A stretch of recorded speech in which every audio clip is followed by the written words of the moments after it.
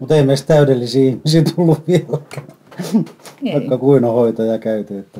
Mutta nyt elämä otetaan raakana ja se maistuu hyvälle. Meillä on asiat järjestyksessä. Meillä on semmoinen balanssi meidän sekä suhteessa että siinä olemisessa. Joku sanoi, yksi mun potilastoveri tuolta pohjoisesta, niin se sanoi, että sitä vitun tylyssää elämää.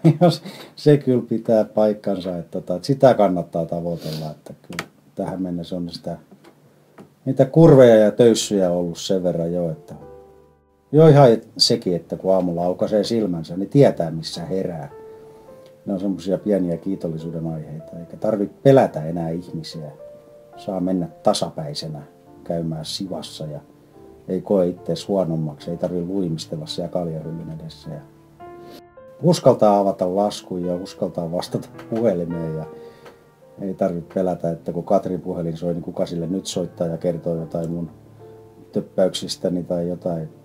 Mua askarrutti hirveästi se, että kun mä tiedän sen tunteen, että kun viinan himo ottaa valtaansa, kuin kokonaisvaltainen ja vastustamaton se on. Pelkäsin silloin hoidon jälkeen, että mitä jos se tulee takaisin. Ja ei ole kertaakaan tullut.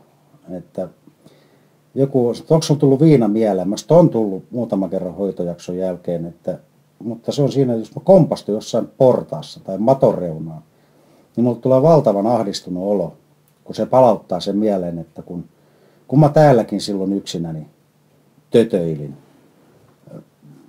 kalsarit jalassa heiluin tuossa pihalla halvan viinipullon kanssa ja vaeltelin edes takaisin tontilla ja kompastelin ja loukkasin itteeni.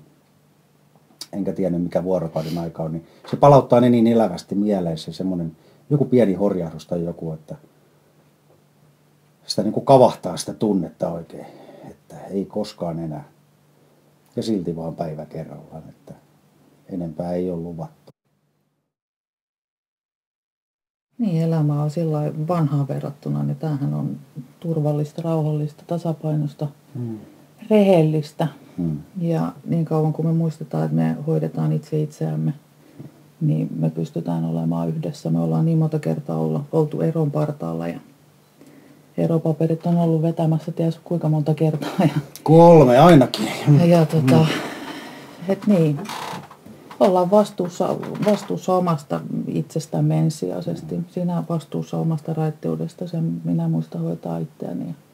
Joo. Sillä me pärjätään yhdessä. Ei meillä ole semmoista, että meidän koko elämä pyörisi tämän sairauden ympärillä. Että se on valitettava tosiasia, että näin on. Mutta mä hoidan tahollani itteeni ja Katri tahollaan ja that's it. Se ei niinku haukkaa mitään suurtapalaa, mutta sen verran, että se mahdollistaa kaiken muun.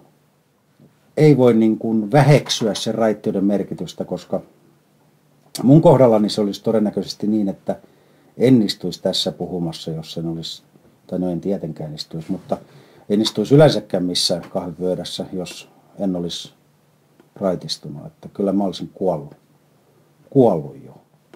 Että viina vie lopulta kaiken. Viimeiseksi hengen. Että sit kun se ei enää mitään muuta ole, mitä se voisi viedä, niin sit menee se henki. Joskus se vaatii sen ennen kuin lähtee vaimokin. Se on semmoinen kaveri. Hyvästä ystävästä tulee vihollinen ja paha.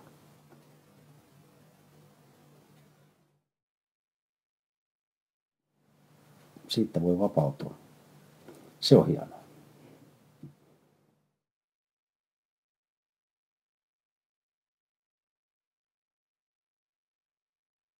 Tänä päivänä mä hoidan itteeni käymällä vertaistukiryhmässä. Ja se on ihan satunnaista. Joskus mä käyn kerran viikossa ja joskus kerran kuukaudessa, vaan että se vähän riippuu. Mä menen sinne, vaikka mä en kokisi tarvetta. Mutta kun mä käyn siellä, niin mulla ei tulekaan sitä tarvetta. Että se täytyy aina muistaa. Samalla tavalla vertaistuki on tosi tärkeä myös lähes riippuvaiselle. Ja mun omalla kohdalla semmoinen usein tapahtuva itsetutkiskelu. Mun täytyy tarkastella tunteitani ja omaa olemistani. Mennään oman pääni sisälle ja tunnistaa omat tunteeni ja omat asiani. Ja silloin on paljon helpompaa olla.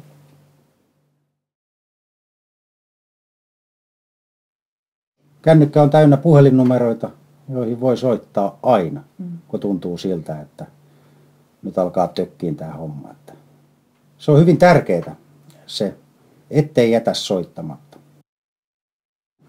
Joku kysyi multa, että mitä se raittius on. Mä sanoin, että raitiskalle kulkee tässä, mutta ohuen paperiseinän takana kulkee samoissa askelissa hautaan asti se toinen kalle. Ja se tulee kyllä sieltä läpi, jos mä annan sille luvan, mutta se ei tule. Ja se lupa tulee siitä, että mä annan itse ajatuksen harhailla sinne semmoiselle alkoholistiselle ajatusmallille, minkä mä tunnistan. Ja se on just tämmöisiä, että kaikki anteeksiantamattomuus, ylpeys, kaikki tämmöinen, katkeruus, nämä on semmoisia vaarallisia tunteita alkoholistille. Että jos mä rupean niitä tunteita ja ajatuksia ruokkimaan, niin se paperiseinä rupeaa ritiseen. Sieltä hyppää se vanha Kalle Kehi ennen pitkään. Et mun täytyy pitää se semmoinen ajatukseni puhtaana, jos voidaan näin tämmöisellä fraasilla sanoa. Joku sanoi hienosti tuolla vertaistukiryhmässä, että alkoholistin on tärkeää säilyttää terve sairauden kuva, ettei tuu sitä sairasta terveydenkuvaa.